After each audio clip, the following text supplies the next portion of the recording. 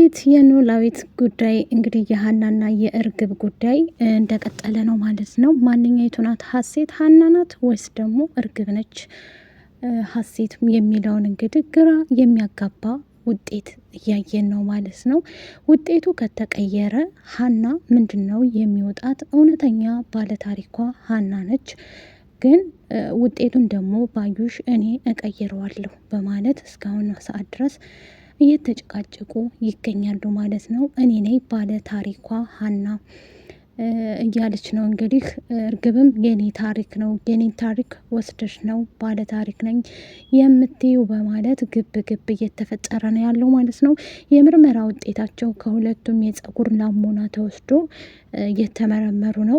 ምርመራ ውጤታቸው እንግዲህ ምንን ያመለክታል የሚለውን በዛሬቱ ዕለት የምናየው ይሆናል ማለት ነው። የሀናና የእርግብ ታሪክ እንደቀጠለ ሆኖ ታለም ባዩሽ እንግዲህ እውነቱን ማወቅ ትፈልጋለች። ሰላም ጤና ይስጥልኝ የዙዙ ፋሚሊ፣ ላይክ ሸር ሰብስክራይብ እያደረጋችሁ ማለት ነው ወደ ቤቴ መቀላቀል ትችላላችሁ። የሀናና ባለ ታሪኮቹ ሀናና እርግብ ናቸው ማለት ነው። ሁለቱም ምርመራ አካሂደዋል። የምርመራ ውጤታቸው ምን ደረሰ? ሀና ባለ ታሪኳ፣ እርግብ ባለ ታሪኳ የእኛ ታሪክ እንጂ የአንቺ ታሪክ አይደለም በመባባል እስካሁን ድረስ አይጥና ድመት በመሆን ግብ ግብ ተፈጥሯል ማለት ነው። በቀጣይም ደግሞ እየተጠበቀ የዲኤንኤ ምርመራቸው ቀጣይ ላይ የምናየው ይሆናል ማለት ነው። እንግዲህ ሜላት ማነሽ? ምንድነሽ? ከየት ነው የመጣሽው? ከዚህ በፊትስ እርግብን ታውቂያታለሽ ወይ? እንዴትስ ያንቺ ታሪክ ሊሆን ቻለ? ሁለተኛ አንቺ ልጄ አይደለሽም እያለቻት ነበር ማለት ነው። እሷም ደግሞ እኔ ነኝ ልጅሽ፣ ማንም ልጅ የለሽም በማለት እስካሁን ድረስ እየተጨቃጨቁ ይገኛሉ። ሜላትም የኔ ልጅ አይደለሽም፣ ልጅሽን እዛ ሄደሽ ፈልጊ እናትሽን እያለቻት ነበር ማለት ነው። መስፍንም ደግሞ ፈጣሪ ሆይ ይችን የመሰለች ልጅ አሳይተህ እንዳትነሳኝ እያለ ፈጣሪውን እየጸለየ ይለምናል ማለት ነው። ሀናን እንዲረሳ አይፈልግም ማለት ነው፣ እንዲነጠቅ አይፈልግም ማለት ነው። ሀኒ በአሁን ሰዓት ላይ ያለችበት ሁኔታ በጣም ደስ የሚል ሁኔታ ላይ ነው ማለት ነው። ውድ ቤተሰቦቼ ያው የሚያሳዝንም አለበት፣ ግን ለአመታት ስትፈልጋቸው የነበሩ ቤተሰቦቿን ስላገኘች ይህም አንድ ተስፋ ነው። ተስፋዋን እየጠበቅን ነው ማለት ነው። የተስፋ ጉዳይ ደግሞ ሁላችንም ይዘነዋል ማለት ነው። ባዩሽ ተብያዋ አረመኔ ተንከሲስ እሷ ናት። አንደኛይቱ መሰሪ ማለት ነው። መሰሪቱ እሷ ናት። እሷ ካልቀየረችው አሁንም የምርመራ ውጤታቸውን እንደቀጠለ ነው የሚሆነው ማለት ነው። 100% ይቀጥላል የሀናና የእርግብ ጉዳይ። ሀና እንግዲህ የምትመራት አክስቷ ናት ማለት ነው። አክስቷ በዚህ ሰዓት ላይ ለእሷ ያላት ጉጉትነት እኔ አንቺን እዚህ ቤት የሚያስገባውሽ እኮ ሰርተሽ ብር እንድታመጪ ልጅ ነኝ ብለሽ ነው እንጂ አንቺ ራስሽ ሂደሽ እኔ እንትን ነኝ ብለሽ ብር እንድታመጪ አይደለም በመባባል እስካሁኗ ሰዓት ድረስ እየተጨቃጨቁና እየተደባደቡ ይገኛሉ ማለት ነው።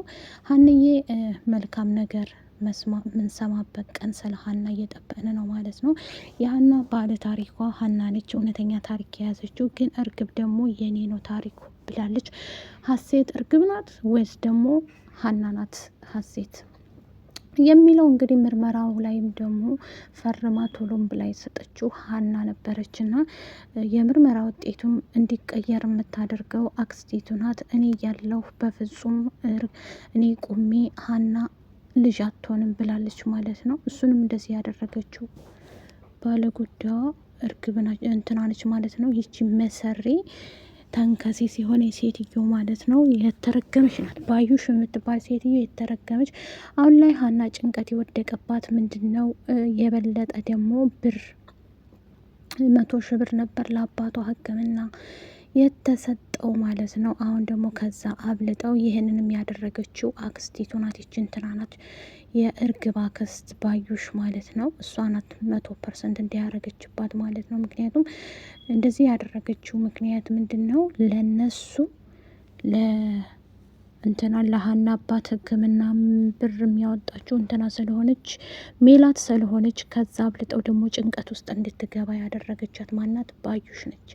ባዩሽ የምትሰራው ተንከሲስ የምትሰራው መሰሪነት ለሀና ደግሞ በጣም ያናዳል ማለት ነው። ሀና በዚህ ሰዓት ላይ ያለችበት ሁኔታ ላይ ማለት ነው በጣም የሀና ጉዳይ ይህን ይመስላል ማለት ነው። ዶክተሩም ግራ ጋብቶት እኔ እኮ ሐኪም ቤትም እሰራ ነበር ስትለው በጣም ተርበትብቶ ደንግጦ ሀና እባክሽን ውጭልኝ እያላት ነበር ማለት ነው።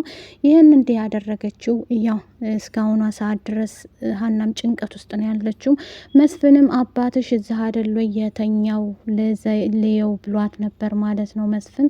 እሷም ደግሞ አባቴ እንዴ ምንም ነገር የሚያውቀው ነገር የለም፣ ስለዚህ ማየት አትችልም አለችው። ለምን እንዴ ችግር አለ እንዴ አልነገርሽውም እንዴ ይላታል ማለት ነው መስፍንም ብነግሬዋለሁ ግን እሳ የነገርኩት እንደማፈላልጋቸው እንጂ ቤተሰቦቼን እንዳገኘዋቸው አላወቀም። ምርመራ እንደማረግም አይደለም ምርመራ እንደማረግና ስራ እንደምሰራ እናንተ ጋር ራሱ አያቅም ነው ያለችው ማለት ነው። መስፍንም ድንግጤልና እንዴ ምን ችግር አለው እኔ ባያቸው ችግር አለው ወይ በማለት እስካሁኗ ሰዓት ድረስ እየተጨቃጨቁና እንትን እያሉ ነበር ማለት ነው።